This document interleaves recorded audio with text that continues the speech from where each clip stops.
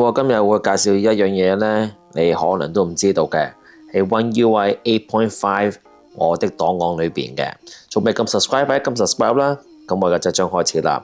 咁呢個其實咧都非常之有用嘅，因為有啲人咧唔係齋有三星機啦，但係佢有三星平板啊，有三星電腦啊 Galaxy Book 啊，或者有三星嘅即係其他啲手提電腦啊，要此類推嘅。咁咧三星嘅 account 咧，三星嘅賬戶咧一定要登入嘅。無論如何你係有三星機都嘅話咧，有 Google 啦，同埋有三星 account 嘅。咁呢個 features 呢個嘅功能咧，你一定要全部登入同一個嘅三星 account。咁咧，我哋而家咧就入去我的檔案裏邊。咁咧，你會見到咧，我的檔案就喺度啦。OK，咁我哋入咗呢個我的檔案之後咧，成個畫面都唔同晒。OK， 成個畫面都唔同晒。咁我今日咧就會教你一個嘅功能咧，你一定要知道嘅，就係呢樣嘢啦。OK， 儲存空間共享，儲存空間共享。咁呢一個咧係咩意思咧？就係話如果你有同一個三星嘅賬戶，咁變咗而家有兩部電話咧係有同一個三星嘅賬戶嘅，唔係我電腦啦，係我兩部電話。咁呢度咧就寫明出嚟嘅。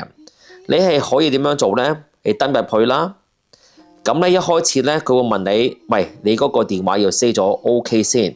咁即係變咗我呢個電話啦。咁咧佢會問你話，你按唔 allow，即係你許唔許可？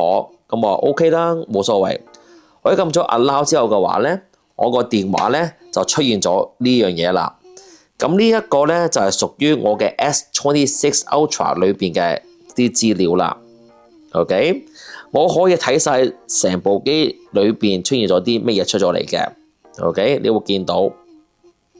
咁啊，如果你要嘅話咧，你係可以撳實佢啦，你係可以 copy 啦，去翻你自己個電話裏邊，即係呢個 S25 裏邊啦，撳入去。咁啊就之後咧，我就去複印啦。咁變咗咧嗰個電話咧，即係裏邊嗰個資料咧，就入咗嚟我呢個嘅 S25 裏邊啦。唔需要用 Quick Share 啦，唔需要用其他啲方式咧點樣移過嚟啦。唔理你一條長嘅片啦，或者短嘅片都好嘅話咧，你都可以 copy 由嗰個電話去到你呢一度嘅，非常簡單容易。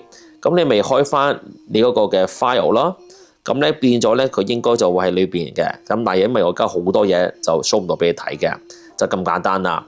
所以變咗咧呢個一個全新嘅功能咧，一定要需要知道啦。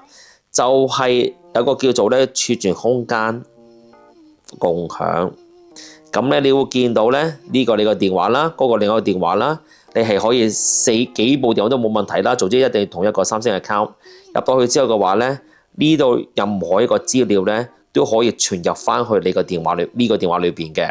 咁啊變咗，譬如話你啲檔案啊、你啲相啊、長片、短片都好嘅話咧，全部都可以傳入嚟嘅。OK， 咁希望呢集幫到你啦，撳 subscribe 啦，撳鐘仔啦，下一集就見到你，拜拜。